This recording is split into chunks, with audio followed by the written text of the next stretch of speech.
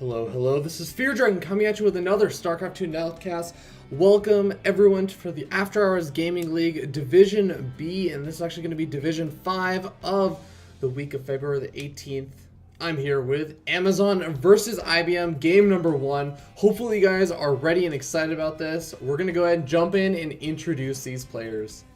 It's fun down here in the bottom left-hand corner of Cloud Kingdom. We have representing Team Amazon is going to be Amazon's Richye. He is the red Protoss player, currently 3-2 in the After Hours Gaming League Season 3, and he has actually played against the same race that he's going to be playing against today before, and I'll tell you a little bit about that in a little bit.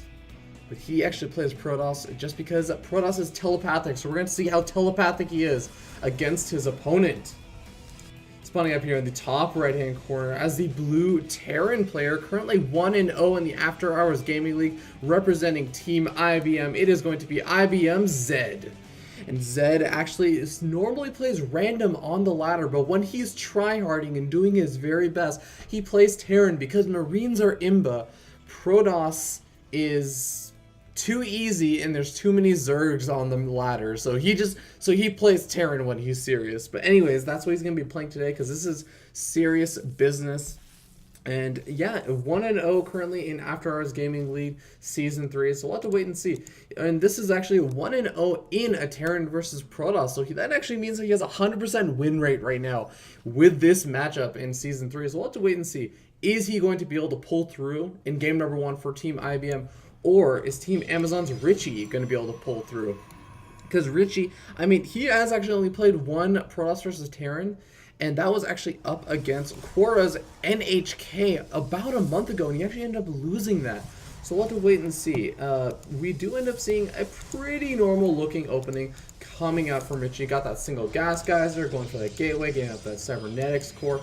Doesn't look like it's going to be anything crazy like a Nexus first. And one thing I'm curious to see is when he'll decide to go ahead and grab that mothership core, as that mothership core is one of those key components of the early Protoss versus Terran now. But it is a little bit up in the air on when exactly a Protoss is going to go ahead and get that. People are still kind of experimenting with it, and you can see all kinds of delays as well as all kinds of early aggression you can put on just by getting it a little bit earlier and utilizing that time warp especially to just slow down Marines that might be a little bit too aggressive, pushed out a little bit too far across the map, and then you pick them off with your little stalker lasers, just poking them to death. And yeah, Marines have a very sad day with that. In the meanwhile, let's take a look at Zed's base. We did actually see this natural expansion going down for Zed, so he's going to be looking to bring this into a nice, good old macro game.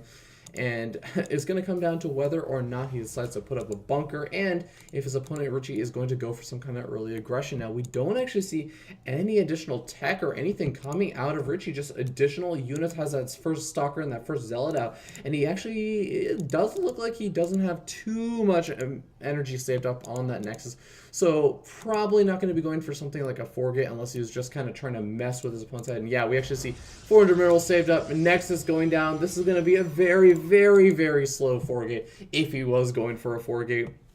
And it looks like this is just going to be a nice little bit of pressure.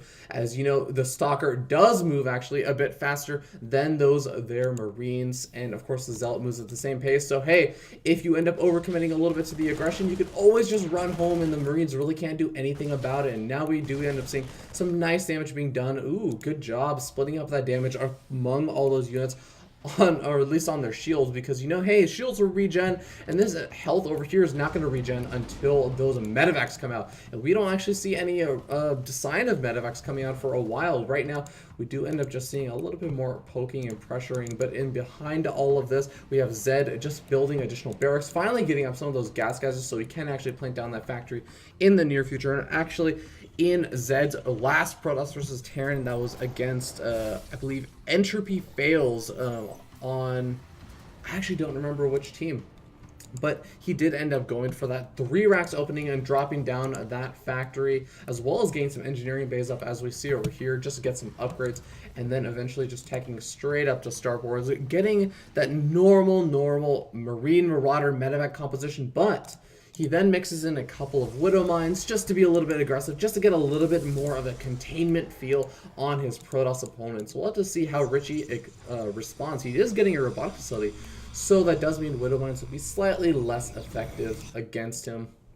But of course, that does not mean by any means that Widow Mines cannot do a whole lot of damage, as we have been able to see in plenty of previous After Hours Gaming League's games of just players taking those Widow Mines, putting them in a medevac, just sticking them in there, and just dropping them in the opponent's mineral line. And oh my god, if they do not notice in time, do not pull your workers in time, you can suffer some devastating losses. And actually, just speaking of the worker counts, we do end up checking out where they are at. It looks like right now I have to put IBM a little bit ahead just because he does have the advantage of those mules, and only behind about 4 or 5 workers.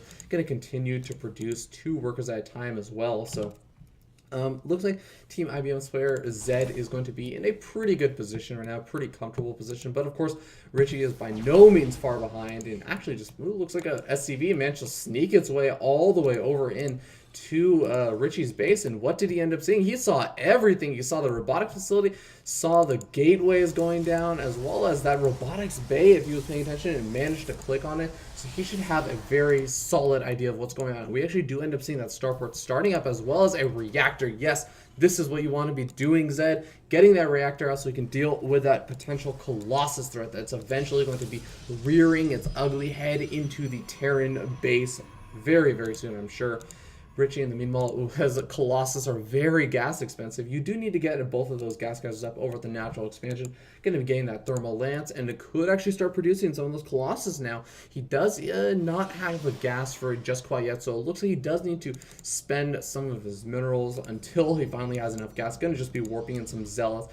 These Zealots are not going to have any upgrades just quite yet, but actually going for the weapons upgrade, the +1 weapons upgrade on those Zealots and those Stalkers and Sentries before going for an armor upgrade. This is kind of interesting. And oh, really nice pick off by Zed, just catching the glimmer of that little observer over on the map and saying, hey, you know what, I recognize that. That's not a part of the terrain. There's no water in the middle of the air. That must be an observer. So he goes ahead and scans it, picks it off, and poor Richye, who wants to use that robotic facility time, just produce Colossus, may or may not actually even end up replacing that observer, and that observer is going to be quite key to replace. I really hope he does, in fact, choose to replace, as he could be under a lot of pressure and a lot of unfortunate circumstances if, in fact, Zed decides to go for a couple of those Widow Mines. We do actually even see an armory coming out, so that's going to be useful for getting some of those +2 upgrades. But in the meanwhile, it looks like he's just going to try and hit a timing maybe with +1 weapons before actually...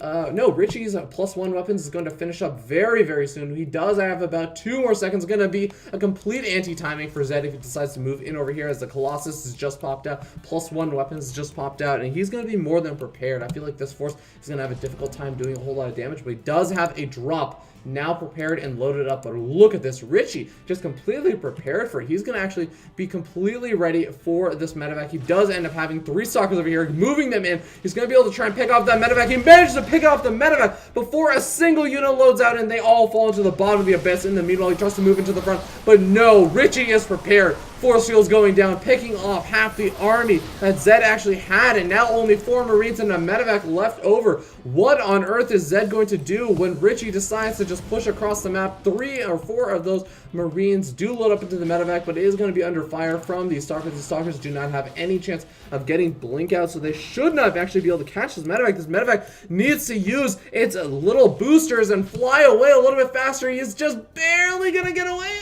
Wow. And yes, does manage to escape with those 4 Marines, and that medevac is going to be very, very key, because I'll tell you what, Zed's going to have a hard defense coming up. He does actually have a siege tank out. That's going to be very, very useful in this engagement. Going to be able to do some massive splash damage on all of those Stalkers. Those Stalkers really going to get picked apart. One of the Stalkers already ends up falling, and it looks like a Richye just deciding, hey, you know what, this is not worth it. I'm going to go ahead and back up.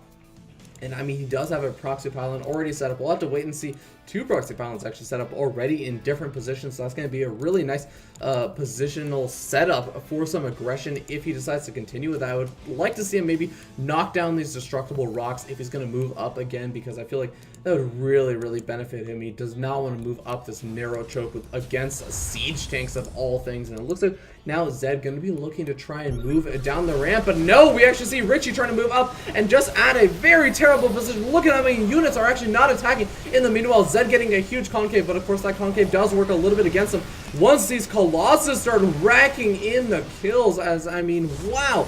Those units in the concave just completely line up perfectly for a Colossus to start sniping them off. And I mean, Zed, he had the better concave, he had the better position in that engagement, especially with Richye just on the complete ropes for that ramp. And you know, somehow just the Colossus count is a little bit too high, and it looks like Zed really needs to start producing some of those Vikings, but I'm not sure if he's going to have the time, as we end up seeing the bunkers getting taken down, the Zealots dealing massive damage to some of those units coming out, some of those Colossus actually doing a little bit of missed target fire on that refinery. He actually wants to be target firing down the siege tank as well as some other units that are coming out. He needs to get those siege tanks on the high ground, especially as they're going to just be doing so much damage to all these stalkers. Now with the mothership core going to be sniping off that siege tank, and it looks like actually a Colossus does end up getting the kill. A missile turret in place very strategically almost takes out one of the Colossus, but unfortunately it's just not going to be enough, and Zed needs to come up with some kind of response. He does have a siege tank. He's going to siege up over here at the natural expansion, or just on the high ground,